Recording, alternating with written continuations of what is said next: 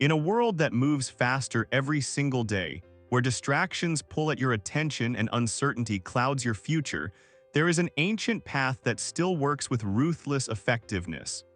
It is the path of the Stoic. Not the cold, emotionless stereotype you may have heard about, but the practical philosophy that forges unbreakable mental strength in the face of chaos. Welcome to Rise as a Stoic.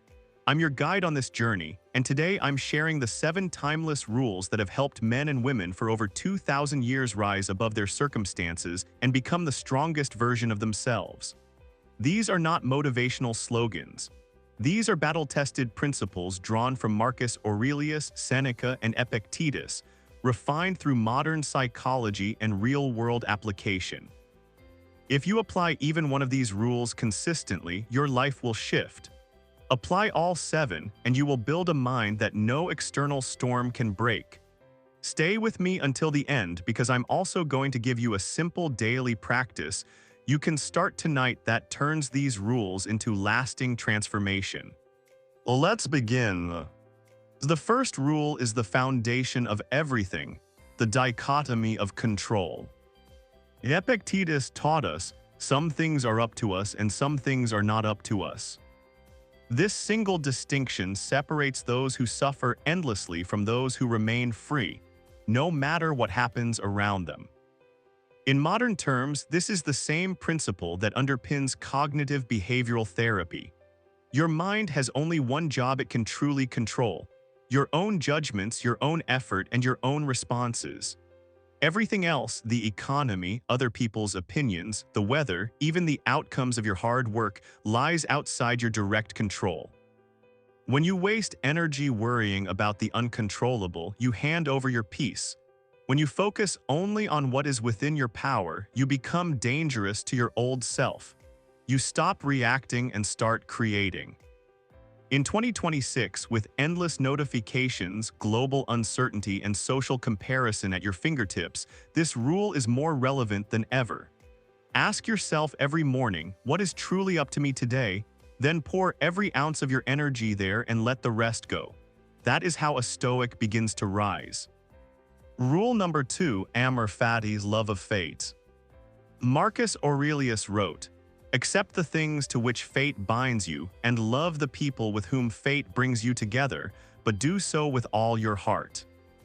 This is not passive resignation. This is active embrace. Whatever happens, the layoff, the betrayal, the delayed dream, the health scare, you choose to meet it with the attitude, "This is exactly what I needed for my growth." Psychologists call this post-traumatic growth. Stoics practiced it 2,000 years before the term existed. When you stop fighting reality and start loving it, you remove the friction that drains most people. You turn every obstacle into fuel. In practice, the next time something difficult lands in your life, pause and say out loud, "This is happening for me, not to me." Feel the shift in your nervous system. That is the power of Amor Fati. Rule number 3, Memento Mori, remember you will die. Seneca reminded us, you live as if you will live forever, though you know you will die. This is not morbid, it is the ultimate clarity tool. When you remember that your time is limited, suddenly the trivial stops mattering.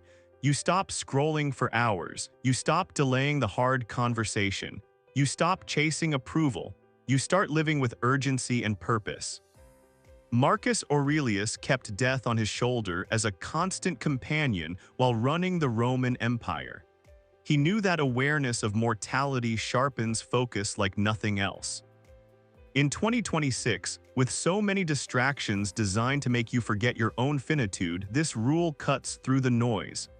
Every night before sleep, ask yourself, if today were my last, would I be proud of how I spent it? The answer will guide tomorrow. Rule number 4, Premeditatio Malorum, the premeditation of evils. Seneca advised, he robs present ills of their power who has perceived their coming beforehand. This is mental rehearsal for life's inevitable challenges. You sit quietly and imagine the worst realistic scenarios, losing your job, facing criticism, experiencing failure. and you decide in advance how you will respond with calm and virtue. When the actual event arrives, your mind is already prepared. You don't panic, you don't spiral, you act from strength instead of fear. Modern athletes and special forces use the same technique under different names, but the Stoics perfected it centuries ago. Practice this once a week. Spend 10 minutes visualizing a specific challenge and scripting your calm, principled response. You will be astonished how much lighter you feel when the real moment comes. Rule number 5, daily reflections, the evening review. Marcus Aurelius wrote in his private journal, at the end of each day, ask yourself, what did I do well? What did I do poorly? What can I improve tomorrow? This simple practice turns every day into a masterclass in self-mastery. You don't beat yourself up. You observe with honesty and compassion, then make one small adjustment for the next day. Over months and years, these small adjustments compound into profound character change. In our age of constant distraction, this quiet 10-minute ritual at the end of the day is revolutionary. It reconnects you with your own values and keeps you moving forward instead of drifting. Rule number 6, virtue as the highest good. Epictetus declared that the only true good is virtue, wisdom, courage, justice, and temperance. Everything else, wealth, status, health, reputation, is indifferent. When you make virtue your North Star, external success becomes a pleasant byproduct rather than the goal. You stop chasing likes, money, or validation because your self-worth is no longer on the auction block. You become internally anchored. This is the quiet revolution that separates the Stoic from everyone else chasing external markers of success. In 2026, when algorithms and trends change weekly, this rule keeps you steady. Rule number 7, the power of silence and inner peace. Seneca wrote, "It is better to conquer yourself than to conquer the world." In a noisy world, the ability to sit with your own thoughts, to speak only when necessary, and to guard your inner calm is one of the rarest and most powerful skills. Silence is not emptiness. It is the space where wisdom grows. Practice this daily, 1 hour without podcasts, without scrolling, without filling the void, just you and your mind. At first it feels uncomfortable, then it becomes your greatest refuge.